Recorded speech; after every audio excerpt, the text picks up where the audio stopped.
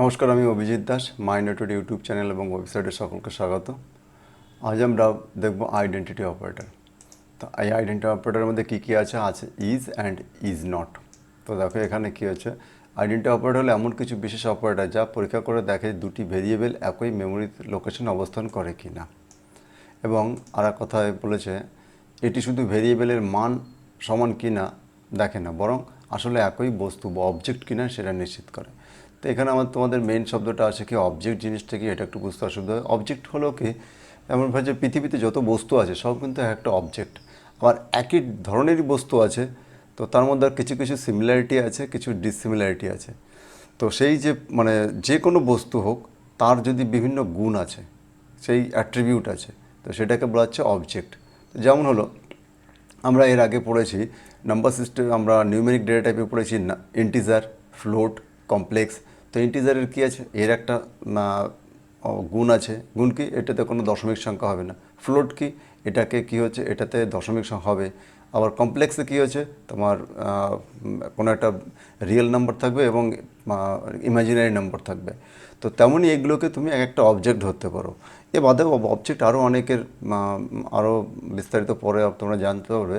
তো অবজেক্ট হবে এইভাবে, তোমরা এক কথায় মনে ভাবে যে কোনো একটা বস্তু এবং তার যে আলাদা বস্তুটা তার আলাদা আলাদা গুণ আছে, তো সেটাকেই বলা হচ্ছে অবজেক্ট। তো সেই অবজেক্টগুলো আমরা যখন কোনো মেমোরিতে, যেমন আমি যদি কোনো একটা ইকুয়াল টু আমরা যেমন ইকুয়াল টু 5 ধরছি, তো এটা একটা কী হয়েছে, এটা একটি একটা ভেরিয়েবলের নাম, একটা মেমোরি লোকেশন, তার নাম হলো এবং তার মধ্যে আমাদের আছে হলো 5। এখন এটা একটা অবজেক্ট। এখন আমি যদি আবার বি ইকুয়াল টু লিখি, বি ইকুয়াল টু 5, তাহলে কিন্তু দুটোর কিন্তু ভ্যালু এক হলো, কিন্তু বাট দুটো আলাদা অবজেক্ট, আলাদা জায়গায় আলাদা মেমোরিতে লোকেশন করছে এবং আলাদা নাম দেওয়া আছে। এ অ্যান্ড বি দুটো আলাদা মেমোরি লোকেশনে আছে। তো সেই জন্য একে বলা হচ্ছে কি তোমার এটা আলাদা আলাদা অবজেক্ট, কিন্তু এক নয়। কিন্তু আমি যদি বলি A equal to B equal to 10, তাহলে এও যায় বিও যায় এবং এ এবং বি এর মধ্যে দুজনের মধ্যেই 10 আছে। তাহলে একই মেমোরিকে হোল্ড করছে, একই মেমোরিতে নাম দেওয়া আছে। তো সেই জন্য এটাকে বলা হচ্ছে একই বস্তু। তো এখানে আমরা এখন একটু প্র্যাকটিক্যালি তোমাদের দেখিয়ে দিই যে কীভাবে এটা কাজ করে। যেমন দেখো এখানে এ আর বি, এখানে আমাদের এটাকে কপি করে নিয়ে তোমাদের দেখিয়ে দিচ্ছি। তো এখানে দেখো এই একটা কি, এটা একটা লিস্ট, ঠিক আছে। তো এ বি ইকুয়াল টু এ করেছি, বি এর মধ্যে যে বি আর একটা মেমোরি লোকেশন নিয়েছি, তার মধ্যে আমরা একে ইনপুট করে দিয়েছি। তাহলে কি অ্যাকচুয়ালি কি এ এবং বি কি একই মেমোরি লোকেশন। তো সেই জন্য আমরা যখন এটাকে প্রোগ্রামটাকে রান করাবো, দেখো আমাদের ট্রু দেখাচ্ছে। অর্থাৎ কি এখানে কি হচ্ছে, আমাদের দুটো একই অবজেক্ট, তো সেটাকে আমাকে নির্দেশ করছে। এরপরে আসছে কি, আমি যদি মনে করো আর একটা নিই, বি ইকুয়াল টু এ না করে আমি যদি বি ইকুয়াল টু এখানে আর একটা মেমোরি লোকেশন, আমি আর একটা লিস্ট ক্রিয়েট করি।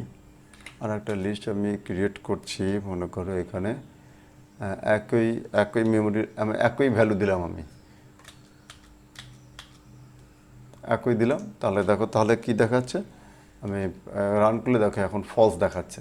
কেন ফলস দেখাচ্ছে, তা এখন দেখো এতে যে ভ্যালু আছে বিতেও সেই একই ভ্যালু আছে, কিন্তু আলাদা মেমোরি লোকেশন, আলাদা আলাদা মেমোরি লোকেশন হোল্ড করছে।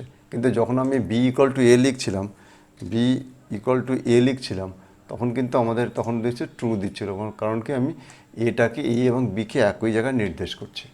তো এইভাবে আমাদের কী হচ্ছে, কোনো একই অবজেক্ট কি অবজেক্ট না, যে দুটো অবজেক্ট নাম থাকবে তার একই কি এক তো এক না, ভ্যালু চেক করবে না, আমাদের একই মেমোরি লোকেশন আছে কিনা সেটা। দেখো এখানে একই ভ্যালু আছে, বাট মেমোরি লোকেশন আলাদা, এ অ্যান্ড বি দুটো আলাদা মেমোরি লোকেশন, সেই জন্যে এটাকে আমাদের এটা ফলস দিচ্ছে।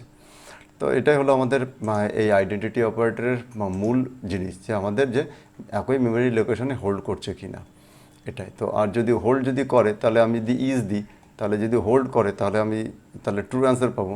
আবার এর অপোজিট উল্টো কি ইজ নট কি একই হোল্ড করছে কি না। যেমন দেখো এখানে আমি ইজ নট লিখি, ইজ নট, তাহলে আমাদের কি উত্তর দিচ্ছে, তাহলে দেখো ট্রু দিচ্ছে।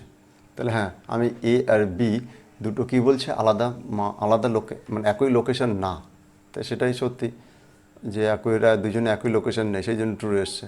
কিন্তু যদি ওর দুজনে একই লোকেশানে হোল্ড করে, আমি দেখো আমি এখানে এ দিলাম, এটাও এ দিলাম, কন্ট্রোল এন্টার করলাম, তাহলে এখানে কি দেখাচ্ছে, এখানেও ট্রু দেখাচ্ছে, দুটোই আলাদা লোকেশন।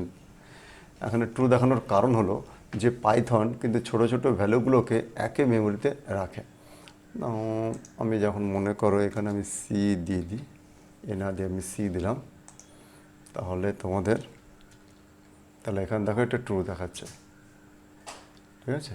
তো আমাদের ফলস কখন দেখাবে, ফলস মনে দেখো আমি